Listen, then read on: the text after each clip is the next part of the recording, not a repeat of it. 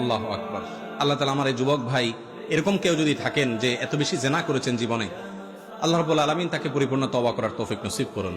ভাইরা আমার, আল্লাহ তাআলা কোরআনে কারিমে বলেছেন, লা তাকনাতু মির রাহমাতিল্লাহ ইন্নাল্লাহা ইয়াগফিরুদ যুনুবা জামিআ। তোমরা আল্লাহর রহমত থেকে আশা ছেড়ো না, আল্লাহ তাআলা সকল অপরাধ মাফ করে দিবেন। যদি শিরকে আকবার না করে থাকেন, এমনকি শিরকে আকবারও যদি করার পরে আপনি মাফ চান, তওবা করেন, আল্লাহ সেটাও মাফ করে দিবেন। অন্যের হক যদি মেরে থাকেন তাহলে সেক্ষেত্রে তারটা ফেরত দিতে হবে, তারপর আল্লাহর কাছে মাফ চাইলে সেটাও আল্লাহ তাআলা মাফ করে দিবেন। এই জন্য যদি কোনো যুবক জীবনে অনেকবার জেনা করেছেন এমন হয়, আশা ছাড়বেন না যে আপনাকে আল্লাহ তাআলা মাফ করবেন না। অবশ্যই সেও যদি তওবা করে, তওবায়ে নাসুহা, তওবায়ে নাসুহা বলতে ওই তওবাকে বলা হয় যেই তওবা হলো খাঁটি তওবা, যেই তওবা জীবনে আর ভঙ্গ করে না, মরণ পর্যন্ত ধরে রাখতে পারে, আর জীবনে সেই কাজে আর সে যায় না। এরকম খাঁটি ভাবে যদি কেউ তওবা করতে পারে, আল্লাহ রাব্বুল আলামিন তার সব গুনাহ মাফ করে দিবেন ইনশাআল্লাহ।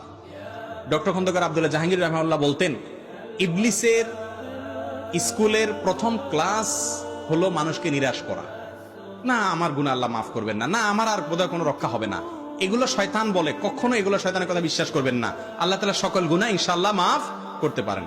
আবার আল্লাহ মাফ করতে পারেন সেই আশায় একের পরে গুনাহ করতে থাকবেন না। আগে কিছু আপনার পাওয়া যেত, ওই যে আপনার মলম পাওয়া যেত মেঘনা ঘাটে যখন ব্রিজ হয় নাই। আমি নিজেও দেখেছি যে ওই মলম যে বিক্রি করতে একটা চাকু নিত, নিয়ে হাতে এরকম পোজ দিত, দিয়ে বলতো দেখছেন এই যে রক্ত বাইরে গেছে, আবার মলম লাগাতে দেখতেছেন সাথে সাথে বন্ধ হয়ে গেছে, এবার সবাই নেওয়া শুরু করে দিত। তো কারোর বাসায় ওই মহাসিন্দুর মলম না কি বলে, এই মলম আছে সেজন্য সে ভালো হাত চাকু দিয়ে কাটবে কোনো বুদ্ধিমান? আমার বাসায় মলম আছে অতএব মলম লাগাই ফেলবো, সে আশায় হাত কাটা এই ব্যক্তিকে আপনি বলবেন পাগল, ঠিক না ঠিক? আরে ভাই, মলম তো হাত ভুলে কেটে গেলে তখন লাগাইতে হয়। তওবা আছে, এই জন্য আমি গুনাহ করে যাব, এটা হলো ওই ব্যক্তির মতো পাগলের কাজ।